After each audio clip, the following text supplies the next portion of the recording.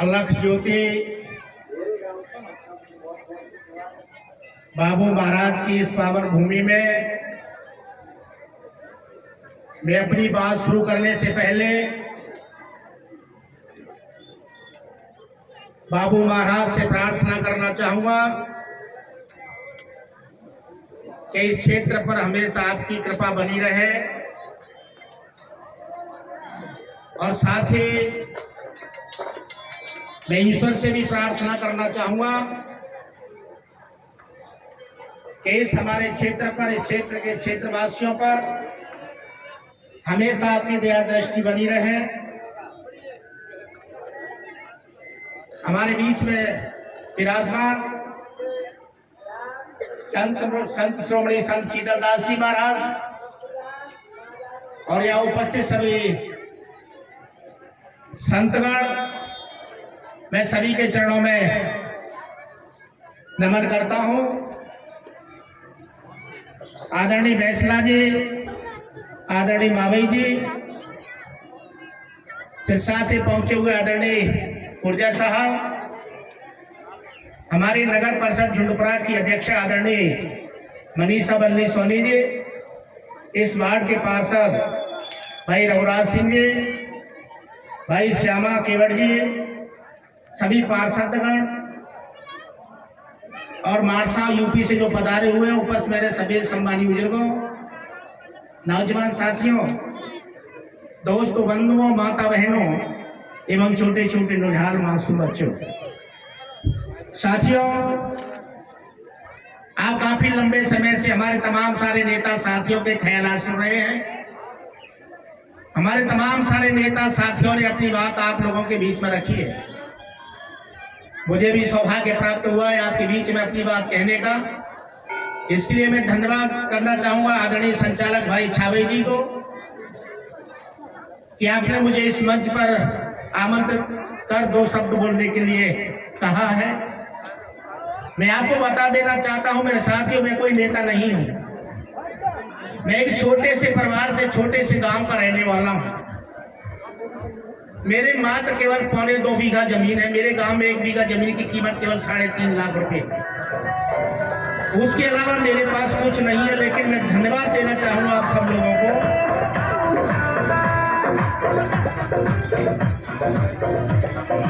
धन्यवाद देना चाहूंगा आप सभी लोगों का कि जिसकी औकात ग्राम पंचायत के मेंबर बनने की नहीं थी, उसको आप लोगों ने एमएलए बना दिया। आप लोगों ने मुझ पर जो भरोसा किया, मैंने पूरा प्रयास किया कि मैं आपके भरोसे पर खरा उतरूं। मैं जब इधर प्रचार करने के लिए आया, उस समय लोगों ने मुझसे मांग की कि हमारे गांव के लिए रोड नहीं है, बाबू बाबा के लिए रोड नहीं है। मैंने कहा कि आप मुझे एमएलए बना दें, मेरा पहला काम होगा कि आपके गांव के लिए, बाबू बाबा के लिए मैं रोड स्वीकृत कराऊं। आप लोगों ने मुझ पर भरोसा किया। 28 दिसंबर 2018 को वोट डाले।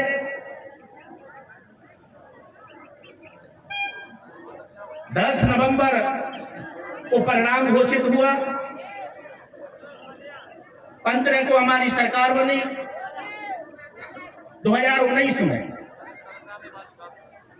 उसके 6 महीने बाद हमारा बजट पेश हुआ। मैंने आदरणीय सौभाग्य से आपकी सरकार भी बन गई थी। मैंने आदरणीय कमलनाथ जी से कहा कि साहब मुझे 5 साल कुछ मत देना, केवल मेरे क्षेत्र के लिए 5 ऐसी रोडें हैं, आप मुझे वो दे दें। मैंने सबसे पहले 5 रोडों में इस रोड का नाम लिया। कमलनाथ जी बोले 14-15 करोड़ की रोड है, बहुत लंबी है। आप 14-15 छोटे छोटे गांवों के लिए रोड ले लो, आपको कम से कम 8-10 हजार वोट पड़ जाएंगे। मैंने कहा मुझे वोट की इतनी जरूरत नहीं है जितनी उस रोड की जरूरत है। अगर वो रोड बन जाएगा तो 14 गांव में अकेले बाबू महाराज मुझे 20 गांव के बराबर वोट दिलवा देंगे। मैंने ये कहा, यानी कि वो हमारे आस्था का केंद्र है। साथियों, मैंने रोड को मंजूर कराया। ये रोड मंजूर हुआ। और उसी समय पर मैंने कहा कि साहब मेरे क्षेत्र की 2 समस्या और है। घाटी नीचे का जो क्षेत्र कम से कम 18 पंचायत है, आप जाकर के देख लो, आप पानी की इतनी बड़ी दिक्कत है, वहां पर पानी नहीं है, जमीन के अंदर भी नहीं है। 800 900 फीट बोर चला जाता है लेकिन पानी नहीं निकलता है। मैंने 2 बड़े 40 करोड़ के डैम, 7 करोड़ के 3 स्टॉप डैम, 400 हैंडपंप, ये सब वहां कराए थे। मेरी सरकार थी, मैं करा था। पाटे वाले हनुमान के लिए कोई रास्ता नहीं था। बहुत सारे श्रद्धालु जाते थे। ग्राम पंचायत मांगरोल का गांव है, वहां पर 20 साल, वहां पर 2 एमएलए रहे, 5-5 साल, 20 साल, वहां 75 वहां के सरपंच रहे 75 साल। लेकिन पार्टी वाले हनुमान के लिए जो आस्था का केंद्र है, किसी ने रोड नहीं डलवाया। लेकिन 6 करोड़ की लागत से मैंने पार्टी बाबा के लिए, नंदा के पुरा के लिए और भटपुरा के लिए मैंने रोड डलवाया। ऐसे ही मैंने 3 गांव, नाऊ ढाणे के लिए, किरावली भेड़ के लिए, रतनपुर के लिए, जो जितने भी देवी देवताओं के स्थान थे, मैंने पहली प्राथमिकता पर उनको दिया। लेकिन हमारी सरकार चली गई, पैसा आ गया, मंजूर हो गया, ठेकेदार ने इतने काम ले लिए कि उनको वो पूरा नहीं कर पा रहा। अब ठेकेदार को पता चला कि बयार दूसरी चल रही है। अब उसने मुझे फोन किया, विधायक जी मैं इसको मार्च तक पूरा कर दूंगा। मैंने कहा रुक जाओ, तो मार्च तक नहीं, या इसको भले ही मत करो, ये मैं करा लूंगा, मुझे पता है। बोले नहीं विधायक जी, इसको मैं मार्च तक पूरा कर दूंगा और अप्रैल में आप इस पे अंटा ढकाते हुए वहां तक चले जाना। ये मुझे उन्होंने भरोसा दिलाया, क्योंकि समय पूरा हो चुका है। उस पर इतनी पेनल्टी लगेगी कि ठेकेदार के होश ठिकाने आ जाएंगे, वो होश में नहीं आएगा। निश्चित तौर पर साथियों, ये मान के चलो, ये इसी जात की परेशानी है। यहाँ के लोगों की और बड़ी परेशानी है कि ये रोड बढ़कर के वहां तक भी चला जाए। एक काम और बताया आपने, भर्रा, वहां तक भी ये रोड पहुंच जाए। मैं आपको भरोसा दिला दूं, एक्सटेंशन में मैं इस रोड को बढ़ाने की पूरी कोशिश करूंगा। और नहीं तो मावे जी बुरा मत मानना, हम 23 में आ रहे हैं तो ये जरूर हम कर देंगे। हमको सबको भरोसा दिलाना चाह रहे हैं, ऐसी बयान चल रही है, जो भी होगा। लेकिन मैं आपको बताना चाहूंगा साथियों, मैं आप लोगों को, मुझे एमएलए बनाया उसके लिए बात को धन्यवाद दे ही रहा हूं। लेकिन आपने हमारे, आपके वार्ड से और आपके नगर परिषद के क्षेत्र से जो बड़े सूझबूझ वाले ऐसे पार्षदों को जिताए, मैं उन्हें धन्यवाद देना चाहूंगा। एक पार्षद 30, 40, 50 लाख में बिका है। लेकिन आपके नगर परिषद के पार्षद ने किसी ने भी पैसा नहीं लिया, फ्री में भाई बल्ली सोनी को वोट दिया है। मैं उन्हें धन्यवाद देना चाहता हूं, और उससे ज्यादा धन्यवाद मैं आपको देना चाहता हूं कि आपने ऐसे पार्षदों को जिता करके परिषद में भेजा है जो बिल्कुल पैसे में लात मार देती है। तो मैं भरोसा दिलाना चाहता हूं, मुझे पूरा भरोसा है आदरणीय मनीषा बल्ली सोनी पे। उनका कार्यकाल आपने पिछले समय का देखा होगा। आज भी वो राजेंद्र में झुंडपुरा से आ रहा था, जगह जगह पर लंगर लगे थे। उन लंगरों में लोगों को बड़े प्रेम से खाना दे रहे थे, पूड़ियां दे रहे थे, सब्जी दे रहे थे, कहीं चाय मिल रही थी, कहीं पकौड़े मिल रहे थे, कहीं कुछ मिल रहा था। इतनी श्रद्धा इस क्षेत्र के अंदर में लोगों में है। निश्चित तौर पर सब लोगों ने यह कहा कि साहब आपने जो किया वो तो किया, लेकिन हमें आपने अध्यक्ष ऐसा दे दिया कि वो बेचारा सुबह से लेकर के शाम तक गलियों में घूमता रहता है, सफाई गाड़ियों को लेकर के। ये समस्या ये आवेदन दो, आवास के लिए आवेदन दो, आपके लिए क्या परेशानी है, पेंशन के लिए दो, तमाम सारी वृद्धावस्था पेंशन, विकलांग पेंशन, तलाकशुदा की पेंशन और जितनी भी पेंशन है, सब पेंशनों के लिए वो लगे रहते हैं, खुद जा करके आवेदन ले रहे हैं। और मैं अपेक्षा रखूं आदरणीय अध्यक्ष महोदय जी से क्या वो इसी तरह से पूरी समय जनता की सेवा करते रहे, क्योंकि भगवान ने आपको मौका दिया है। आप एक राजा का रूप हैं, आप पूरी ईमानदारी के साथ में उसका निर्वहन करें। ये जनता आपको हमेशा सर माथे पर रखेगी, ऐसा मैं आपको भरोसा दिलाना चाहता हूं। साथियों, निश्चित तौर पर जब ये रोड बनकर के तैयार हो जाएगा, नगर पालिका से आदरणीय बल्ली भाई ने कहा है कि इसको मैं ऐसा बना दूंगा कि लोग इसको देखने के लिए आएंगे। अगर आपसे कोई कमी रह जाए तो मुझे बता देना, मैं भी कम से कम झुंडपुरा से लेकर के यहाँ तक रास्ते में कम से कम 7, 8, 10 यात्री प्रतीक्षा ले और हर जगह हैंडपंप लगाऊंगा, जिससे कभी यात्री को कोई परेशानी नहीं आए। आज बाबू बाबा के स्थान पर आपको कह रहा हूँ, या वो झूठ बोलेगा उसका सत्यानाश हो।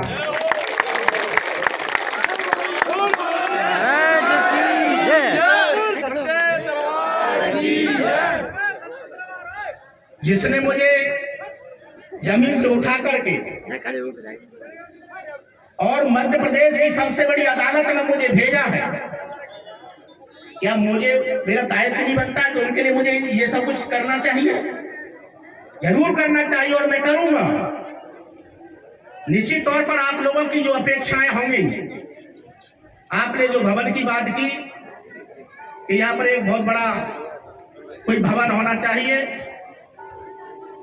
उसके लिए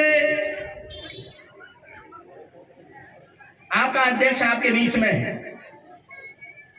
नगर पालिका के बजट से यह एक बहुत भव्य, इसमें कम से कम 400-500 यात्री पड़े रहे। अध्यक्ष जी कोशिश करेंगे, अगर इनके पास में कुछ कमी पड़ेगी 5, 7, 8, 10 लाख की, तो उसमें मैं भी अपना मिला दूंगा। इतना भव्य यहाँ पर एक स्थान होना चाहिए जिससे यात्रियों को कभी कोई दिक्कत नहीं हो। बोल बाबू महाराज की सहमति में सभी नगर परिषद के पार्षद अध्यक्ष सभी सहमत हैं। यहाँ पर निर्माण कार्य होगा और विधायक आपने जो घोषणा की है, जो यहाँ पे धर्मशाला की, उसमें पूरा सहयोग होगा और अच्छी धर्मशाला बनवाएंगे सब मिलकर। बहुत बहुत धन्यवाद हमारी बंदी जी। साथियों, आप लोगों को जब से मैं 4 साल से एमएलए बना हूं, अगर आपको किसी अधिकारी ने परेशान किया हो तो मुझे बताओ। फॉरेस्ट के लोगों ने परेशान किया हो, पुलिस के लोगों ने परेशान किया हो, किसी ने भी परेशान किया, आपके कभी ट्रैक्टरों को आने जाने में दिक्कत पैदा की हो तो मुझे बताओ। अगर कोई अधिकारी आपको परेशान करता है, आप मुझे बताओ, मैं आपके साथ 24 घंटे खड़ा हूं, आपको किसी भी तरह की कोई दिक्कत नहीं होने दूंगा, मैं आपको भरोसे के साथ कह रहा हूं। लेकिन मैं इस मौके पर एक बात जरूर आपसे कहना चाहूंगा। आप परिवार का भरण पोषण करने के लिए कौन आपके जो काम धंधे हैं भाई साहब, खेती बाड़ी का जो काम है, बाबू आप जो करते हैं वो तो करें, क्योंकि परिवार का भरण पोषण करना है। लेकिन इसके साथ मंच पे जितने भी आपके परिवार के छोटे छोटे बच्चे हैं, जो आपका भविष्य है, जो आपकी सबसे बड़ी दौलत है, कहाँ थे जो आपकी सबसे बड़ी पूंजी है, इससे बड़ी दौलत तुम्हारी कोई दूसरी होती, मैं बता देना चाहता हूँ। ये छोटे छोटे नुनिहाल बंसी तुम्हारे नाती पोती 2 बच्चे हैं, ये तुम्हारी सबसे बड़ी दौलत है। मेरी बात को ध्यान से सुनो, ये तुम्हारी सबसे बड़ी पूंजी है। तो मैं इस मौके पर आप लोगों को कहना चाहूंगा, अगर ये सुरक्षित है तो तुम्हारा बुढ़ापा भी सुरक्षित है और तुम्हारा सम्मान भी सुरक्षित है। अगर ये सुरक्षित नहीं है तो न तुम्हारा बुढ़ापा सुरक्षित है, न तुम्हारा सम्मान सुरक्षित है। मैं आपको बता देना चाहता हूं मेरे भाई, और ये जब ही सुरक्षित रहेंगे जब आप इनको पढ़ाएंगे लिखाएंगे, जब आप इनको ज्ञानवान बनाएंगे, जब इनको अच्छे संस्कार देंगे, इनके सामने आप नशा नहीं करेंगे, इनके सामने आप जुआ सट्टा नहीं खेलेंगे। मैं आपको बता देना चाहता हूं, बच्चे की पहली पाठशाला उस पर खड़ा होता है और पहला गुरु उनकी माँ और बाप होते हैं। वो बचपन में कोरे कागज की तरह होता है, आप उसमें जैसे संस्कार डालोगे वो बेटा वैसा ही बनेगा। आप कभी ये ना सोचें कि हम शहर से बहुत दूर एक गांव में रहते हैं, जहां पर रोड नहीं है, लाइट नहीं है, अच्छा स्कूल नहीं है, यहाँ पर कोई अच्छे संसाधन नहीं है, ये नहीं सोचे। मेरे साथियों, बहुत सारे लोगों ने कहा है कि कमल कीचड़ नहीं खिलता है। आप लोग ये कभी नहीं सोचे कि हम गरीब हैं, और जिसने सोच लिया कि हम गरीब हैं, वो अपने आप का सबसे बड़ा दुश्मन है। गरीबी कोई अभिशाप नहीं है। जो लोग ये सोचते हैं कि हमारे पास पैसा नहीं है, जो लोग ये सोचते हैं कि हमारे पास संसाधन नहीं है, जो लोग ये सोचते हैं कि परिस्थिति हमारे अनुकूल नहीं है, वो आदमी अपने आप का दुश्मन होता है। क्योंकि संसाधन परिस्थितियां कहीं से आती नहीं है, बल्कि परिस्थितियां संसाधन को हमेशा पैदा की जाती है। मैं आपको बता देना चाहता हूँ, वो जो परिस्थिति और संसाधन के भरोसे रहेगा, वो जिंदगी में कभी आगे नहीं बढ़ सकता है। मेरी बात को ध्यान से सुने। आप लोगों की जो सबसे बड़ी पूंजी है, इन्हें आप पढ़ाने लिखाने के बाद अगर तैयार कर लोगे, घर में अगर एक कर्मचारी बना लोगे, पूरी जिंदगी भर लगे रहना, 2 बीघा जमीन नहीं खरीद पाओगे। अरे कर्मचारी बन जाओगे तो 20 बीघा जमीन खरीद लोगे। मैं आपको बता देना चाहता हूं, घर में से एक बेटा को IAS IPS बनाने के लिए पढ़ाएं, एक बेटे को राजनीति में निकालने। आज समय है राजनीति का। एक बेटा राजनीति के लिए, एक IPS IAS बनाने के लिए, बाकी बेटों को पढ़ाने के लिए छोड़ दो। मैं विश्वास के साथ कह रहा हूं, 10 साल में आप कहां होंगे आप कल्पना भी नहीं कर सकते। मैं बता देना चाहता हूं। जिंदाबाद। अब आप सोच रहे होंगे कि विधायक जी कलेक्टर SP बनने की बात कर रहे हैं। ये कलेक्टर SP किसी कारखाने में पैदा नहीं होते। मेरी बात को ध्यान से सुनो। जो मेरे छोटे छोटे भाई पढ़ रहे हैं, मैं उनसे कह देना चाहता हूं, ये collector, SP, IG, DIG, doctor, दरोगा, ये दीवान, ये किसी कारखाने में पैदा नहीं होते। ये हमारी तुम्हारी तरह किसी माँ के पेट से पैदा होते हैं। इस देश में जो बड़े बड़े उद्योगपति हैं, बड़े बड़े फिलोसफर हैं, इस देश में टाटा बिरला, रंगा बिरला, डालमिया क्लोस्कर, मल्होत्रा, एक्शन, अंबानी, सिंघानिया है। इस देश के अंदर में बड़े बड़े वैज्ञानिक हैं। ये किसी कारखाने में पैदा नहीं हुए।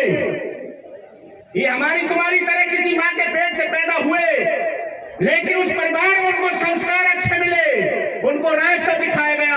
उनके माँ बाप ने सुबह ही पढ़ा करके स्कूल को भेजा, नहा धुला करके, आकर उसका होमवर्क देखा, उस पर ध्यान रखा, उससे कहा बेटा कलेक्टर बहुत बड़ा होता है, अधिकारी बहुत बड़ा होता है, तू पढ़, कलेक्टर बनेगा, उसको हिम्मत बढ़ाएंगे तो उस बेटे को भी हिम्मत आएगी। मैं बता देना चाहता हूँ,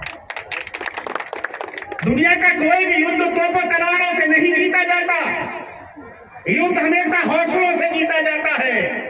जिसके हौसले बुलंद होते हैं वो ही हमेशा युद्ध जीतता है। मेरी बात को ध्यान से सुने। और हौसले इतिहास से मिलते हैं, हौसले इतिहास से मिलते हैं। जो लोग इतिहास पढ़ते हैं, अरे मैं तो कहना चाहूंगा, आपके समाज का जो इतिहास है वो दुनिया की धरती में किसी का नहीं है। मैं बता देना चाहता हूं, किसी का नहीं है। आपको बदनाम किया गया है। ऐसा इतिहास किसी समाज में नहीं है।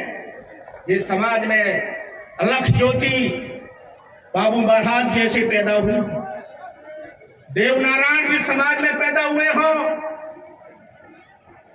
हीरा भूमिया जी समाज में पैदा हुआ हो, गायत्री समाज में पैदा हुई हो, और इस समाज में बड़े बड़े महात्मा संत ऋषि मुनि पैदा हुए हो, वो समाज कोई छोटा समाज नहीं हो सकता।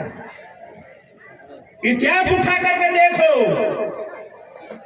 मैं ये बात इसलिए आप लोगों को कह रहा हूं कि इतिहास से हौसले बुलंद होते हैं, इतिहास से प्रेरणा मिलती है, प्रेरणा से जागृति पैदा होती है, जागृति से सोच बनती है, सोच से ताकत पैदा होती है, और ताकत ही हमेशा आपके लक्ष्य पर पहुंचाती है। हौसले में बहुत बड़ी ताकत होती है। हौसले से बड़ा कोई हथियार नहीं है, और ये हौसले शिक्षा से आते हैं। मैं आपको बता देना चाहता हूं मेरे भाइयों, मैं भले ही MLA हूं, मैंने MA LLB की है गरीब घर में पैदा होने के बाद। मैंने 15-20 राज्यों में काम किया है बहुजन समाज पार्टी के बैनर पे। उड़िया भी आती है, गुजराती भी आती है, पंजाबी भी आती है, मैं बोलता हूं, लिख लेता हूं। लेकिन मेरे सामने अगर ये गरीब का बेटा यहाँ करके मुझसे अगर अंग्रेजी में बात करे तो मैं उसके सामने नतमस्तक हो जाऊंगा, कहूंगा बड़ा विद्वान है। ये शिक्षा का महत्व है।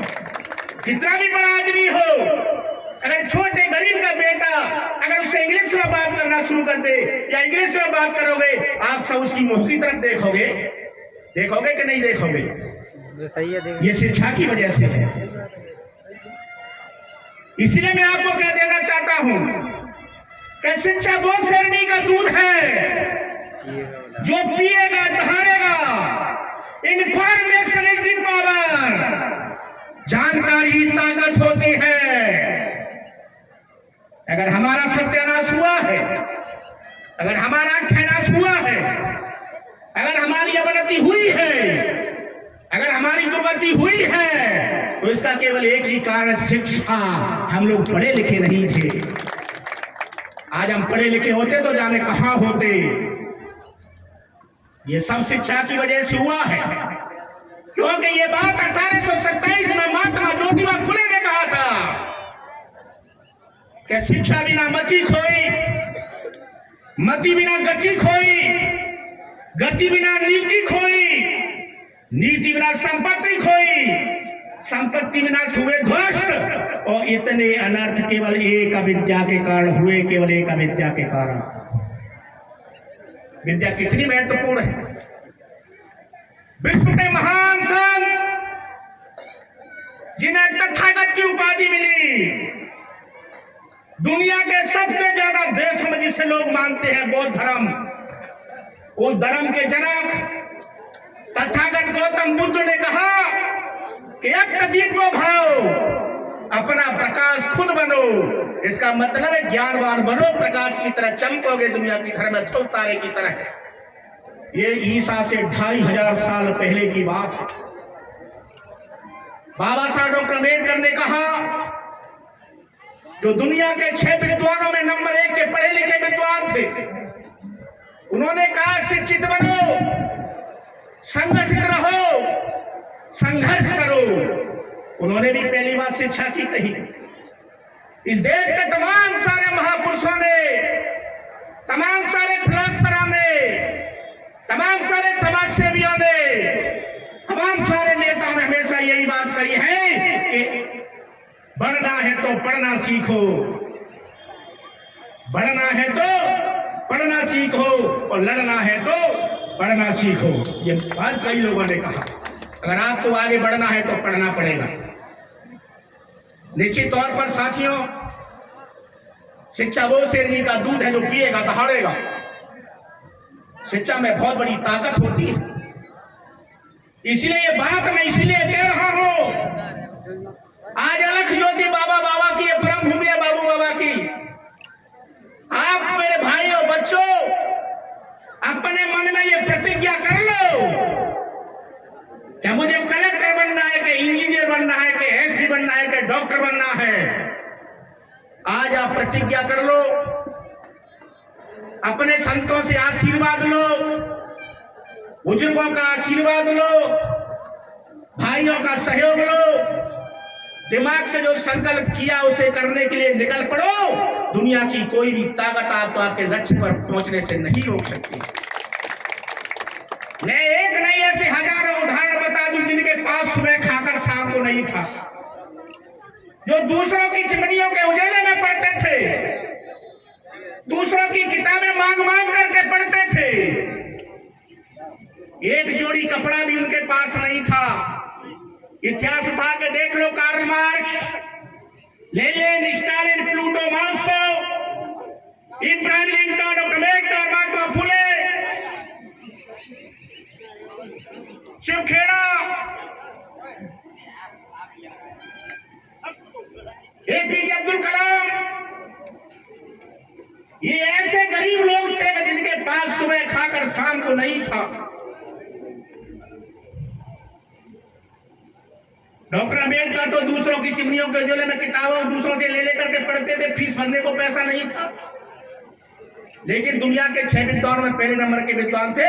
इसीलिए कोलंबिया यूनिवर्सिटी के मेन गेट के सामने डॉक्टर अम्बेडकर के कांच की भव्य प्रतिमा लगी है, और उसमें लिखा है कि सिंबल ऑफ नॉलेज, 100 देशों का सबसे बुद्धिमान छात्र डॉक्टर अम्बेडकर, उसके सामने लिखा है। वो गरीब का बेटा। मैं इसीलिए आपको कह देना चाहता हूं, जो ये समझेगा कि मैं गरीब हूं वो अपने आप को धोखा दे रहा है। गरीबी अभिशाप नहीं है, चरण सिंह मेहमान आते गरीबी अभिशाप नहीं है। इसीलिए मैं आपको कह देना चाहता हूं, इस मौके पर संकल्प करिए, कोई भी पालक कोई भी बाप ये प्रतिज्ञा कर ले कि हम अपने बेटे को अधिकारी बनाना है, वो बन जाएगा। मैं भरोसे के साथ कह रहा हूं। मेरे तो केवल 2.25 बीघा जमीन है और 2.25 बीघा जमीन वाला एमएलए बन गया, क्योंकि मैंने 25 साल पहले संकल्प ले लिया कि मुझे एमएलए बनना। मैं 11 चुनाव हारा और 11 चुनाव मैंने चंदा कर करके लड़े। मेरे पास पैसा नहीं था, अभी भी ये जो चुनाव लड़ा हूं वो आप लोगों ने मुझे जो पैसा दिया चंदे में, उसी से चुनाव लड़ा। मैं आपको बता देना चाहता हूं।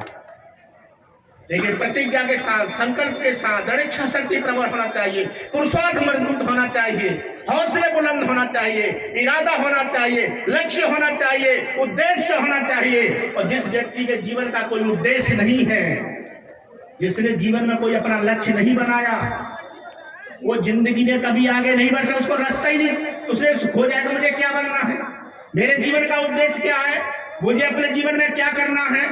जब उसने ये संकल्प नहीं लिया है, उसने अपना लक्ष्य नहीं बनाया है, तो जिंदगी भर भटकता रहेगा, कभी वो हासिल नहीं कर सकता है सफलता। मैं बताना चाहता हूं, सफलता वही लोग हासिल करते हैं जो उद्देश्य के साथ आगे बढ़ते हैं। उद्देश्यहीन लोग कभी आगे नहीं बढ़ते। मेरी बात को ध्यान से सुने, जीवन का उद्देश्य बनाइए, प्रतिज्ञा करिए कि मुझे क्या बनना है। निश्चित तौर पर आपको सफलता मिलेगी। भाइयों, मैं इस मौके पर आप लोगों से पुनः यही अनुरोध करना चाहता हूं कि अगर आप लोगों को अपने गांव का, अपने बड़े बूढ़े बुजुर्गों का और अपने परिवार का अगर नाम रोशन करना है तो शिक्षा पर जोर दें। शिक्षा को अपने जीवन में स्वीकार करें, उसको आप उसको बढ़े और पढ़े लिखें। निश्चित तौर पर आपके क्षेत्र का, गांव का, समाज का, आपके परिवारजनों का नाम होगा कि फलाने का बेटा आईएएस, फलाने का बेटा आईपीएस, करजौनी का बेटा कलेक्टर। ये कितनी बड़ी बात होगी, और ये कोई बड़ी बात नहीं है। सुनने में थोड़ा सा ऐसा लग रहा होगा, लेकिन दुनिया में असंभव कुछ नहीं है, सारे काम संभव हैं। लेकिन इतना जरूर है कि कोई काम कठिन होता है तो कोई काम सरल होता है, लेकिन दुनिया में असंभव कुछ नहीं है, सब संभव है। लेकिन संकल्प के साथ आपको चलना पड़ेगा। साथियों, आज बाबू बाबा के ये दौज का मेला है। जैसा आदरणीय भाई बैसला जी ने कहा कि मैं सब्जी मंडी में गया तो सारी दुकानें बंद, भीड़ नहीं थी। मैं आपको झूठ नहीं बोल रहा हूं, बाबू बाबा के स्थान पर रहूं। मैं यहाँ कह रहा हूं, झूठ नहीं बोल सकता। झूठ बोलेगा उसकी क्या दुर्गति होगी, आप अंदाजा लगाते होंगे। हमारे साथ भी आज यही हुआ। आज हम नगर पालिका में गए, भाई रामपुर जी हमारे साथ है, कोई अधिकारी नहीं, कोई कर्मचारी नहीं। हम 8 पार्षद नगर पालिका उन्होंने सब कहा गए बाबू बाबा की जांच के लिए। कहाँ गए बाबू बाबा की जांच के लिए? मैं सारे के सारे बिना छुट्टी। अरे बाबू बाबा में इतना भरोसा, काय की छुट्टी, कोई कुछ नहीं बिगाड़ेगा, कर्मचारी कह रहे थे। इतना भरोसा। और ते ताकि शरणे ताए ताकि लाज, तो निश्चित तौर पर बाबू बाबा में बहुत शक्ति है। हम लोग अभी पहचान नहीं पाए हैं। जो लोग पहचान गए हैं, जिन्होंने उन पर पूरा भरोसा किया है, उनके भले हो रहे हैं। निश्चित तौर पर बहुत सारी बातें हो गई हैं। हम आप लोगों के बीच में फिर आएंगे और हमेशा आते रहेंगे। आप आधी रात पर हमें जब भी आप लोग बुलाएंगे, हम 24 घंटा आपके लिए। हमारे पास कुछ नहीं है, कभी भी आ जाओ, रोड छाप है। हमारी खोर हमेशा कंधा पर ही रहती है। और बहुत सारे लोग की तो खोर की बाई पर रहते हैं और हमारी तो कंधा पर रहते हैं। फोन आया, चलो यार, हमें तो और क्या, घर खाएंगे तो बड़ी दिक्कत आती है। तो खाना भी मिल जाता है, सम्मान भी मिलता है, घूमते भी रहते हैं, मेलजोल भी हो जाता है। फिर आदमी है, कोई काम धंधे है नहीं, 2.25 बीघा जमीन है। तो इसलिए आप सब लोगों से मैं यही चाहूंगा कि आप सब लोग मिलजुल करके भाईचारे के रूप में रहें। भाईचारे से बड़ी दुनिया में कोई ताकत नहीं है। मिलजुल करके रहें, एक दूसरे की मदद करें, एक दूसरे की मदद से हमेशा आगे बढ़ेंगे। चुनाव में कौन जीता कौन हारा ये सब चुनाव हो गए, भूल जाओ। वो मुझसे लड़ा, उसने मुझे हराया, कोई मतलब नहीं। ये तो चुनाव है, जिंदगी में आते जाते रहेंगे, लेकिन भाईचारा प्रेम और मोहब्बत से बड़ा कुछ नहीं होता है। आप सब लोगों को बहुत बंदा, आपको इतने बड़े महान संत मिले हैं। अब निश्चित तौर पर यहाँ का विकास होने होना, ये स्थान इतना बड़ा होगा कि मुरैना जिले में इससे बड़ा कोई स्थान नहीं होगा, मुझे पूरा भरोसा है। महाराज की जय, सब धन्यवाद। बहुत बहुत धन्यवाद।